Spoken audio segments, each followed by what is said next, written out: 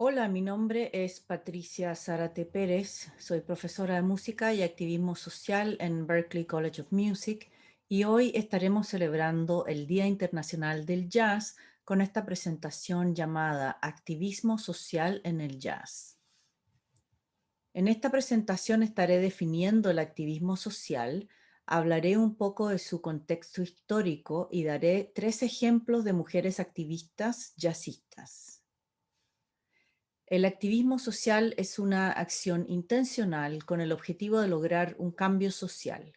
Si apoyas una causa y estás trabajando para lograr un cambio, podrías ser considerado un activista. ¿Cuáles son los pilares del activismo social?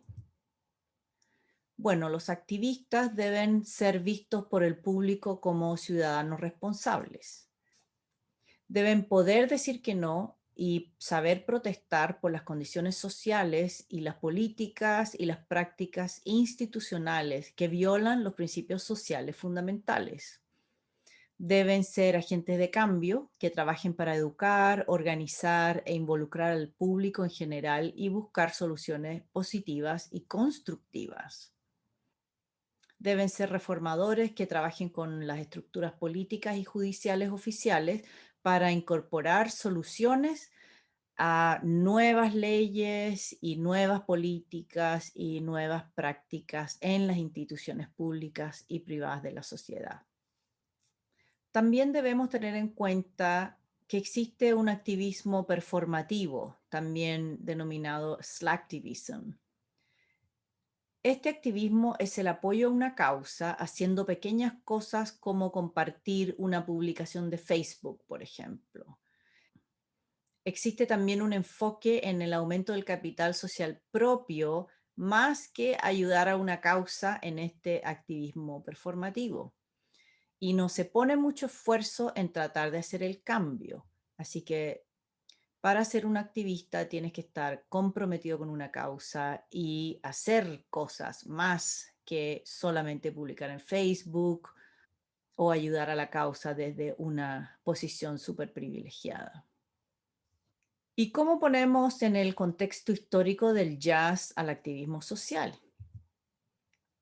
Bueno, lo primero que debemos entender es que el jazz se desarrolla en la segunda mitad del siglo XIX en Estados Unidos en un contexto de racismo. La esclavitud en los Estados Unidos fue una institución legal que existió desde el comienzo de la nación. Según la ley, una persona esclavizada era tratada como propiedad y podía comprarse, venderse o regalarse. La esclavitud duró más de 200 años, hasta 1865, como un sistema económico, y fue reemplazada en gran medida después por el arrendamiento de convictos gracias al encarcelamiento de los negros después de 1865, expandiendo este proceso de esclavitud casi por más de 100 años. Uno de los grandes problemas que tiene el jazz es que se estudia con currículos que sacan la historia del afroamericano en América. Esto ha emblanquecido el jazz, su historia y su educación y ha contribuido a crear imaginarios del jazz, especialmente en otros países. En temas de la injusticia social, por ejemplo, la mujer negra jazzista es la que más ha sufrido porque vive en la intersección de los problemas de género y de raza. Y por esto, en esta presentación me voy a enfocar en 3 mujeres activistas que son muy importantes en la historia del jazz. Sin embargo, son muy ignoradas por los historiadores del jazz y también por los programas de jazz. La primera persona que quiero notar es Billie Holiday, que nació en 1915 y murió en 1959. Eleonora Holiday Fagan nació en Filadelfia el 7 de abril de 1915. Ella es más conocida como Billie Holiday y también apodada como Lady Day. Fue una cantante estadounidense de jazz, considerada una de las voces femeninas más importantes e influyentes de este género musical. Frank Sinatra dijo que Billie Holiday había sido su mayor influencia e incuestionablemente la influencia más importante en el canto popular estadounidense de los últimos 20 años. Su tema, Strange Fruit, fue considerado como la mejor canción del siglo XX por la revista Time en 1999. Esta canción, Strange Fruit, habla sobre el linchamiento de los hombres negros en el sur de Estados Unidos, que era un hecho muy común en la década de 1930, aunque rara vez fue noticia o se hablaba de esto públicamente. Entonces, cuando Billie Holiday graba esta canción Strange Fruit en 1939, llama la atención sobre este importante tema con la música. Strange Fruit saca a la luz uno de los secretos más sucios de los Estados Unidos, el tema de los linchamientos, que algunos expertos lo han llamado como la ventana al alma de la supremacía blanca y la vida afroamericana en el sur. Un linchamiento es cuando se ahorca a un negro desde un árbol, y esta es la letra de la canción grabada por Billie Holiday. La letra dice: los árboles del sur dan una fruta extraña, sangre en las hojas y sangre en la raíz. Cuerpos negros balanceándose en la brisa del sur. Extraña fruta colgando de los álamos. Escena pastoral del sur galante. Los ojos saltones y la boca torcida. Aroma de magnolia, dulce y fresco. Luego, el repentino olor a carne quemada. Aquí hay una fruta para que los cuervos la arranquen, para que la lluvia la junte, para que el viento la chupe, para que el sol la pudra, para que el árbol caiga. Aquí hay una cosecha extraña y amarga. En 1939 nadie quería hablar de este tema, de los linchamientos, y menos Columbia Records, con quien Billie Holiday tenía un contrato comercial muy exitoso. Ellos se negaron a grabar esta canción y entonces ella tuvo que conseguir otro sello para grabarlo. Y se asocia también con esta canción para el resto de su vida. Billie Holiday insiste en tocar este tema, que fue muy riesgoso en esa época. Y fue la primera vez que una mujer cantaba una canción tan fuerte en frente de una diversa audiencia. Esta interpretación llegaba tanto a los grandes auditorios como a los pequeños clubes de jazz e incluso mucho más allá de los círculos de los músicos. En consecuencia, esta canción y este performance de la canción ayudó a concientizar a grandes masas de población de los horrores del racismo sistémico y los linchamientos de los negros en los Estados Unidos y en el mundo.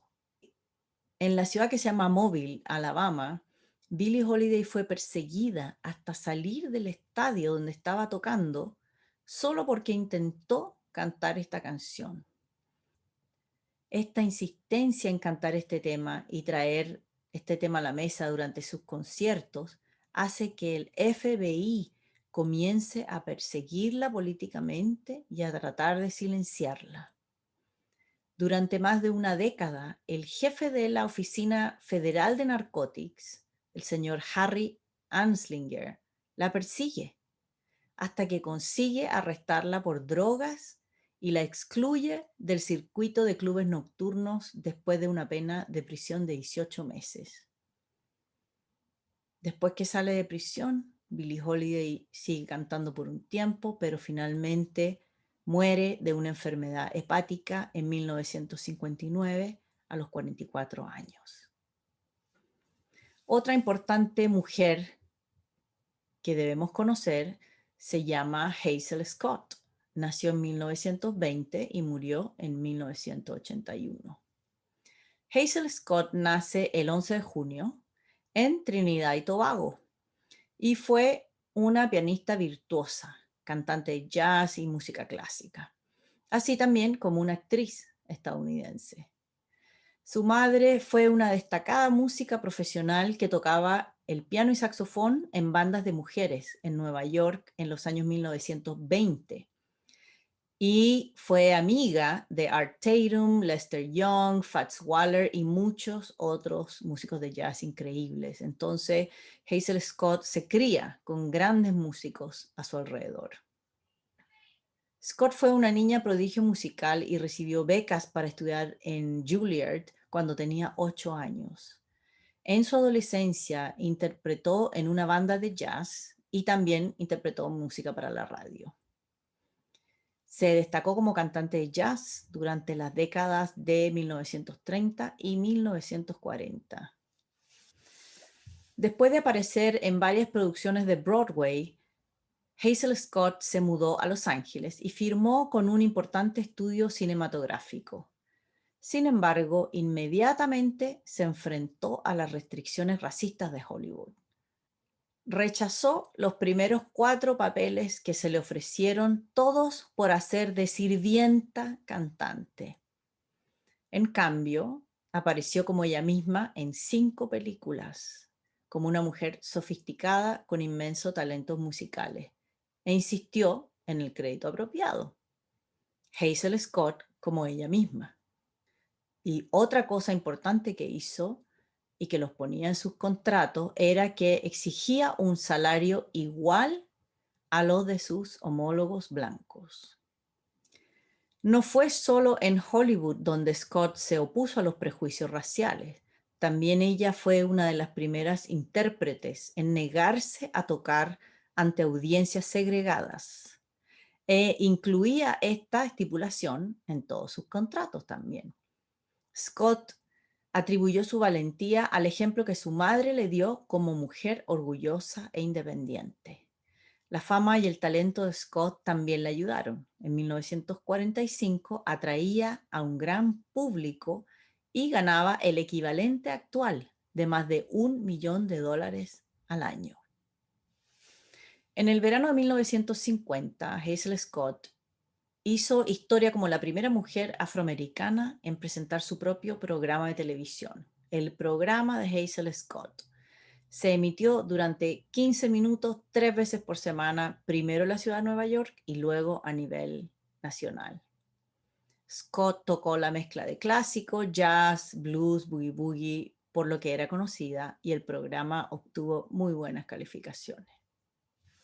Sin embargo, terminó abruptamente después de solo unos meses, cuando Scott fue incluida en la lista negra de los rojos, refiriéndose a los supuestos simpatizantes comunistas de Estados Unidos. Scott decidió testificar ante el Comité de Actividades Antiamericanas de la Cámara, quienes la acusaron de actuar para organizaciones con vínculos comunistas. Y también porque además se casó con un líder comunista de esa época. Aunque ella no era parte del Partido Comunista, sí era una activista social que luchaba por los derechos de las mujeres negras. Y fue después que organizó un paro en uno de los estudios de Hollywood que la pusieron en la lista negra, gracias a que el dueño del estudio prometió que no trabajaría más en Hollywood por haber organizado este paro. Y este paro lo organizó porque una de las escenas quería mostrar a un grupo de mujeres negras cantando y bailando mientras despedían a sus maridos que se iban a la guerra. En esta escena, las mujeres tenían una vestimenta toda sucia y rota y se veían muy mal presentadas. Entonces ella se rehúsa a hacer esta escena con estas mujeres vestidas tan mal y sucias, despidiendo a sus esposos para ir a la guerra, algo que nunca en la vida real pasaría. Entonces hizo un paro y exigió que se representara a la mujer negra con dignidad y cómo se vería en la vida real. Hazel Scott organizó a los trabajadores del estudio y finalmente el estudio accedió a cambiarle la vestimenta a las bailarinas negras y se pusieron una ropa bonita, salieron bellas en las películas y cantaron y bailaron y se veían bellas. Pero este cambio de vestimenta le costó la carrera en Hollywood a Hazel Scott. Y aquí hay una foto de Hazel Scott con la próxima artista que voy a mencionar que se llama Lena Horne. Lena Horne nació en 1917 y murió en el 2010. Lena Horne viene de una familia que formaba parte de la élite negra. Varios miembros de ella eran graduados de la universidad y ocupaban puestos en organizaciones importantes que resguardaban los derechos de los negros en Estados Unidos. Su abuela, de hecho, fue una de las primeras sufragistas y activista de los derechos civiles. Fue una influencia primordial en su vida. Lena Horne ganó muchísimos premios durante toda su vida, incluyendo los Grammys. Lena Horne luchó contra el racismo en la industria del entretenimiento a lo largo de su carrera y contra la discriminación racial en Estados Unidos durante toda su vida. Entró en el mundo del espectáculo a la edad de 16 años y en 1942 se convirtió en la primera artista afroamericana en firmar un contrato a largo plazo con un importante estudio en Hollywood, el estudio de la Metro-Goldwyn-Mayer. Lena Horne apareció en más de 16 largometrajes y varios cortometrajes entre 1938 y 1978. Sin embargo, Lena Horne nunca tuvo un papel principal en sus primeras películas debido al racismo. Mientras se entretenía y cantaba para las tropas en Fort Riley de Kansas durante la Segunda Guerra Mundial, Lena Horne presentó una queja ante la Asociación Nacional para el Desarrollo de las Personas de Color, porque los soldados afroamericanos en la audiencia tenían que sentarse en los asientos traseros detrás de los prisioneros de guerras alemanes para poder escuchar su concierto. Lena Horne terminó financiando su propio viaje para entretener a las tropas negras. A fines de la década de 1940, Lena Horne demandó a varios restaurantes y teatros por discriminación racial y también se alió políticamente con Paul Robeson en la organización liberal Progressive Citizens of America. También Lena Horne se unió a la infructuosa campaña de Eleanor Roosevelt a favor de la legislación en contra de los linchamientos de los negros y trabajó en nombre de los estadounidenses de origen japonés que enfrentaban discriminación. Durante las audiencias anticomunistas en el Congreso de Estados Unidos en la década de 1950, Lena Horne también estuvo entre los cientos de artistas incluidos en estas listas negras debido a sus opiniones políticas y su activismo social. En la década de 1960 actuó en el sur de Estados Unidos en manifestaciones por los derechos civiles. Participó en la marcha en Washington de 1963 y apoyó el trabajo del Consejo Nacional de Mujeres Negras. Estas tres mujeres espectaculares y muchas otras mujeres desempeñaron papeles importantes en el movimiento de los derechos civiles en Estados Unidos. Incluso antes que este movimiento se formalizara, ya estaban estas mujeres en el jazz, talentosas, inteligentes y activas en la creación de la conciencia social para crear una base sólida para el movimiento que vendría en los años 1960. Los esfuerzos de estas mujeres por liderar los movimientos de los derechos civiles a menudo fueron eclipsados por los hombres, que aún reciben más atención y más créditos por sus éxitos en las narrativas históricas populares y las conmemoraciones. Pero muchas mujeres negras experimentaron discriminación de género y acoso sexual dentro del movimiento también, aparte de toda la persecución política que las llevó a morir en el caso de Billie Holiday o a irse a Estados Unidos en el caso de Hazel Scott. Así que es muy importante que tengamos a estas mujeres en cuenta en la historia del jazz, de la música popular y que sepamos que ellas fueron bastiones importantes en la lucha contra el racismo, la discriminación contra la mujer y fueron activistas sociales muy influyentes para el resto de la historia de América. Gracias por escuchar esta presentación.